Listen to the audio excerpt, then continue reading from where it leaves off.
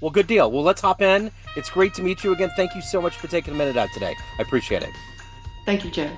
So, before we get into your life as a strategist, advisor, speaker, author, there's so many things that are going on. I want to begin with the question I always start with, and it's the COVID question. 6 years ago, this thing was changing our lives.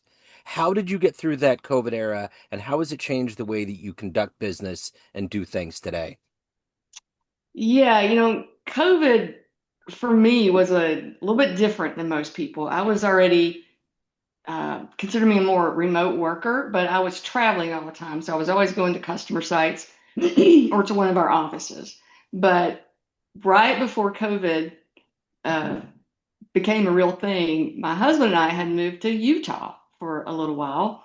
And living in Utah during COVID was very different than it was in the rest of the world.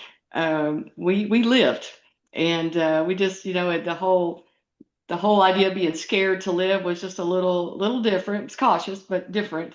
Um, so yeah, so the company had to go all virtual. We had to move a lot very quickly, obviously, and get people situated.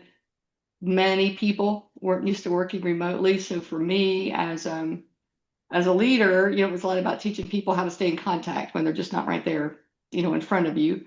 And during that time, we also moved from Utah to Texas during that last part of COVID. And that was like you didn't even know COVID existed, quite frankly. So the places that I was at the time was wonderful. It was not, we didn't live in a world of fear. Well, and that's good. And I think there were places in the country where it wasn't at, and now that we look back on it, it's like, I mean, everything about it was strange. So, Yeah. having freedom was probably the best thing that you could have had. So let me ask you this. With all of the titles that you have, what I want to do is get a handle on what you do on a daily basis. I'm going to put you in front of a bunch of 12 or 13-year-olds at career day. Mhm. And one of the kids wants to know what you do for a living. How do you synthesize your professional life to make sense to them? Yeah, I would tell that group that I grew up in a different time, but that I was also their age once, and I had these huge dreams and desires and things that I wanted to do, and I went after them. But what I wanted to do, I knew from an early age that I wanted to be a leader of some sort. And I didn't even know what leader meant at 12 or 13. But it really you start to show what leadership is at that age, actually, especially if you're playing sports. Everyone looks to, the captain or someone on there to help keep the team aligned, to pull them together, to make sure no one person is hogging the ball. You learn how to share, you learn how to lead. You win together, you lose together. And regardless of how simple that is, that mentality, when kept intact, serves you well in life. The best leaders I know today are ones that were great, in team sports. I know a lot of strategists that maybe they were not in team sports, but let's say they were in a band. You still had to stay on cue. You had to play together. So when you think about it, there's not a lot of solo things you do in life, Right. and it's all about working with others and pulling that out. So for me, what I do today is I would tell them that I spent my life chasing dreams and I got them. Had everything I ever wanted. This poor little girl that had free lunch tickets back in the day and they were very noticeable, made it. And now I'm looking back, all those experiences were wonderful, but I'm literally going through a process right now of getting rid of stuff, going back to living simple and, helping people realize that, watch what you ask for. Yep. Be careful what you ask for. No, yeah, Absolutely. you might get it. Yep. So I try to work, and I do reach out to some youth groups, and I try to let them know that don't lose your values, right? I don't really care how you grew up. Inherently, we all know right from wrong. We do. I mean, we can say we don't. We can blame it on environments, but you know right from wrong. And as you go through life, don't lose your values. because the more successful you become, the more your values get tested, and you're most likely to break, at that point. So I think just learning how to stay true to yourself is so huge. That's what I would tell them. Stay true to yourself, because you're not going to look the same 20 years from now or 40 years from now as you look now, right? You're still developing and going through your life, but stay true to your heart. So let's go back to your beginnings. At that age, what did you want to be when you grew up? You obviously had big dreams. What were you thinking?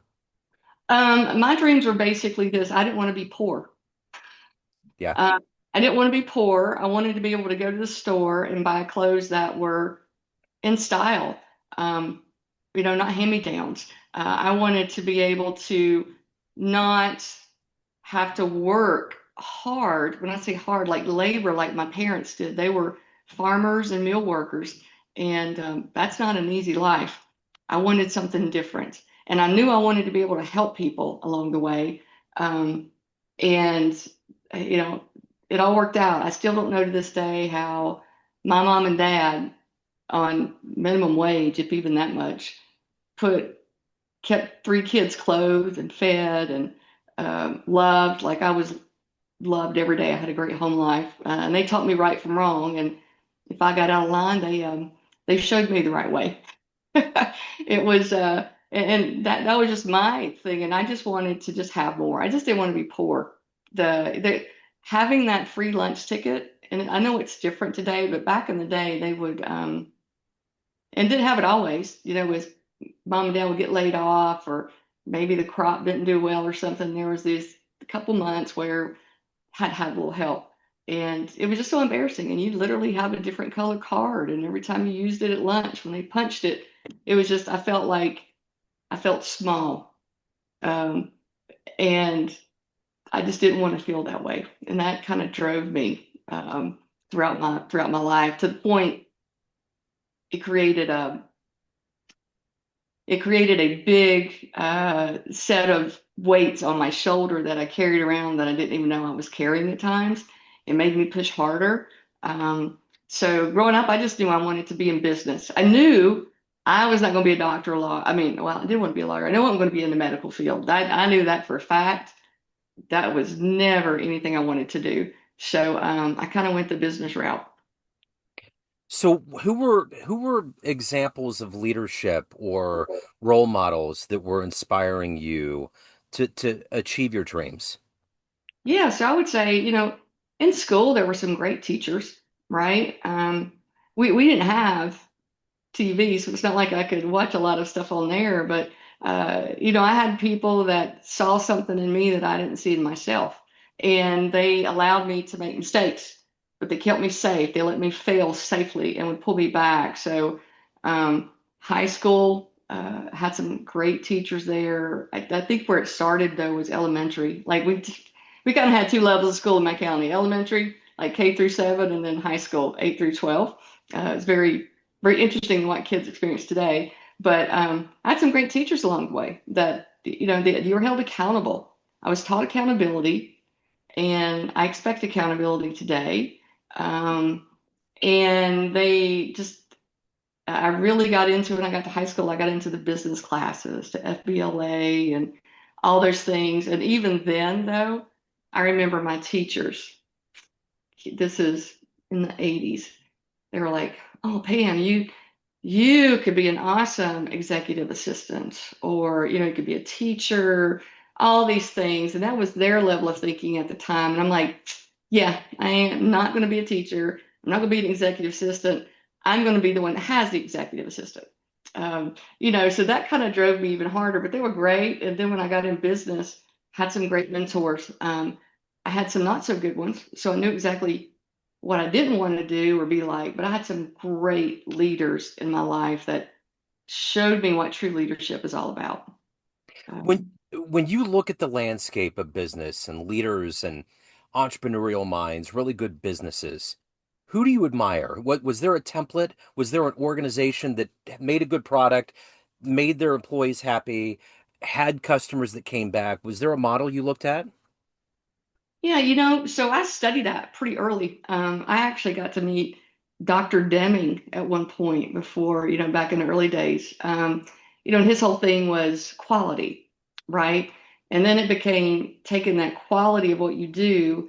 And then I was at Sara Lee Direct at the time. I'll never forget. I wanted to pull that in and say, well, instead of grading people like five different grades, why don't we look at this more like the bell curve? If you're on the left, you need improvement. You need to be on the PIP. You need to be gone, something. If you're in the middle, that's where most of the world is. And then there's those that are just outstanding. We make people feel so bad that are in the middle, right? So I just started to study leadership in companies. I studied Toyota, and how they had the end on cord and how that worked. I've studied, Ford, some of the things they did and didn't do at the time. Um, Lee Iacocca was a big thing back in the day. I watched Jack Welch. Didn't really understand all of them, but I appreciated how they would just put stuff in perspective, right? And then when I was doing my own thing after school, I was working for a company, and the CEO was all about customer service. We would, product had some challenges. Everybody was working hard, been oversold. Not that that ever happens. It happens in every software company forever. And we had to go in and, make it work and fix it. And a lot of times we would come back and I'm like, what do you want us to do here? Because do the right thing. Just do the right thing. And then what I learned was that, doing the right thing is also, it's not just us holding ourselves accountable, but and bearing that burden while we're going through this growth phase, but it was also holding the customer accountable, right? Because customers can read that. Many times they'll agree to do something and then they don't. And then when you've got problems on your side, they see that and they just start to push, right? So I'm one of those people where I also hold the customer accountable. And growing up in that environment helped me create a philosophy and a process that I like to follow. And it's communication, accountability, and trust. And if you've got those things, you're going to be okay. Yeah, for sure. So, what is the energy for you to not only achieve these dreams that you wanted in your life, but to also now give back, to help people get to that place and to give that motor to them to want to go? What has that been for you? You have a soul, you have a life, there's stress that goes into it, but what has ultimately been that energy and vision you've had? I would say I've always had a passion for leadership. And I think in probably the past 5 or so years has driven me to care more about it, right? Like the world needs better leaders today more than ever before. Yeah. The things that we accept on a daily basis that make no sense whatsoever. And I'm not going to get into politics, but some of this makes no sense, and you know who they are, or they know who they are. Um, they're like aliens.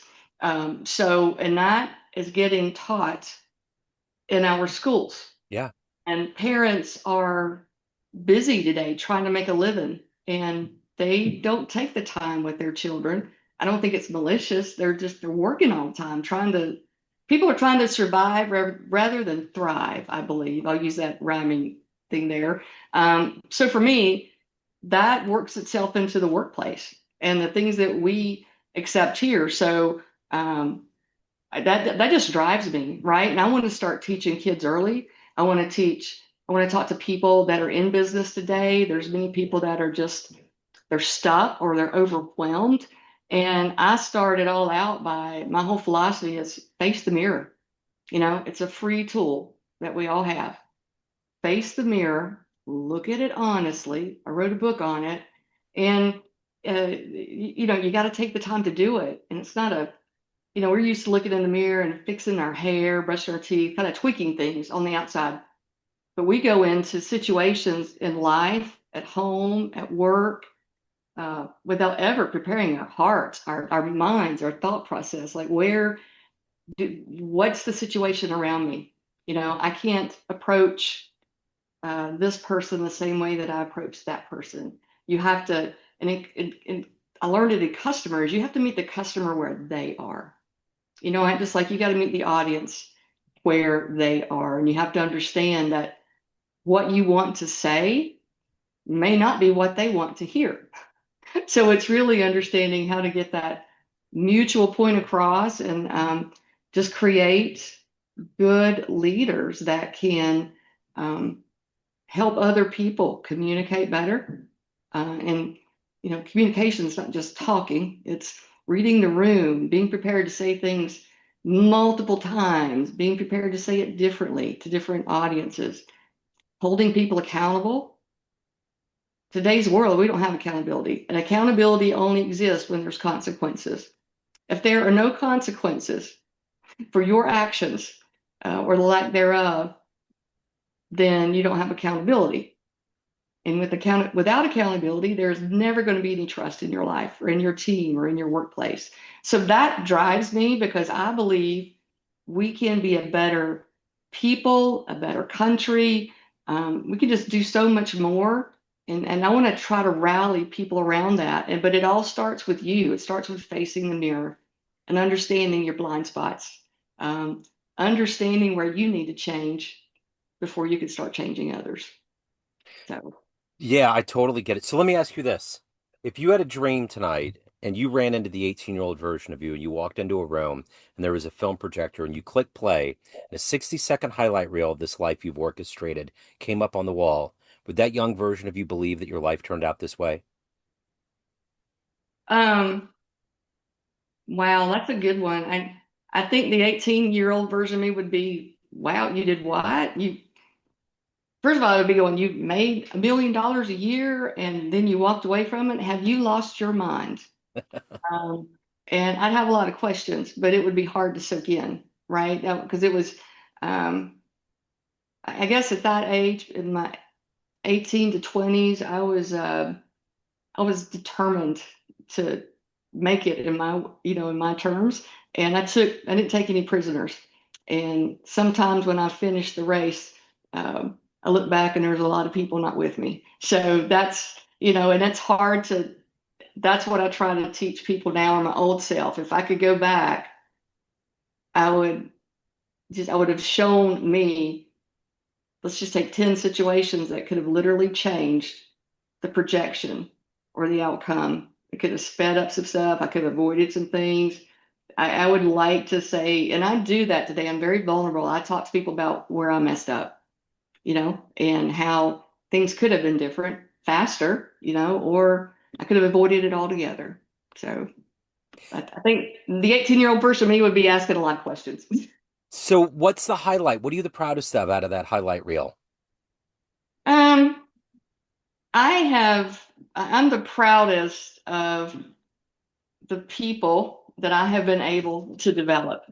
I've had folks work for me over the years, and um, I saw something in them like someone saw in me, and I was a little harder on them, to be honest. But today they are directors, VPs, CEOs, and it's hard to stay in touch with everyone, but a lot, sometimes they'll reach out and go, "Hey, I saw your post on LinkedIn. I saw your video.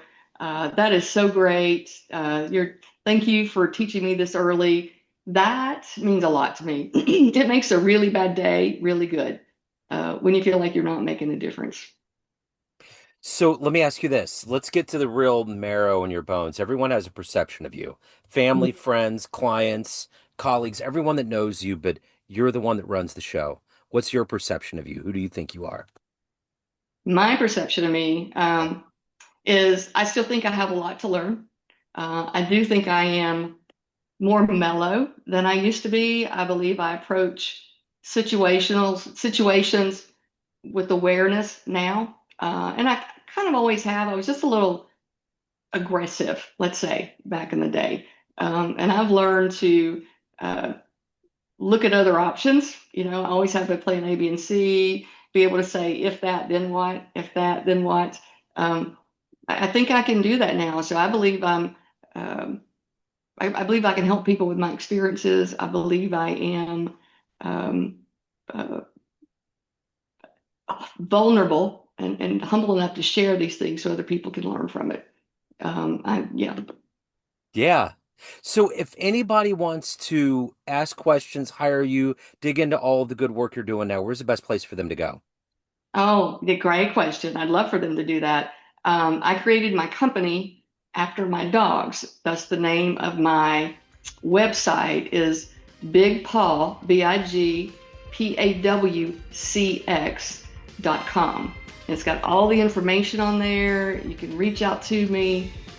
You can send me an email. That's just great. See some of the videos and things are out there too. Okay. Yeah, I noticed there's a whole lot of resources out there. So I will make it easy. I will put it in the show notes. Pamela, great to meet you. Thank you for your story. Thank you for your time and energy. I really appreciate it. It's been wonderful.